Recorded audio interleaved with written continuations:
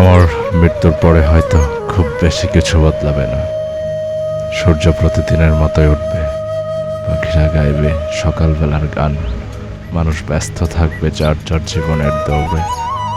কিন্তু আমার বিছানাটা খালি থাকবে, আমার ফোনটা চুপচাপ পড়ে থাকবে কোনো কোণে। যাদের বারবার ফোন করেছে তারা হয়তো একবার ভাববে, আচ্ছা ওর কি খবর। হয়তো কিছু প্রিয় মানুষ কাঁদবে, তাদের চোখে থাকবে হাজারো অনুশোচনা। আরো একবার কথা বলা যেত, শেষবার দেখা করার সময় যদি ফিরিয়ে আনা যেত। জানেন তো, আমি চাই না সবাই কাঁদুক, আমি শুধু চাই আমার অনুপস্থিতিতে কেউ একটু থেমে ভাবুক জীবনটা কতটা ক্ষণিক, আর ভালোবাসার মানুষদের সময় দেওয়াটা কতটা জরুরি।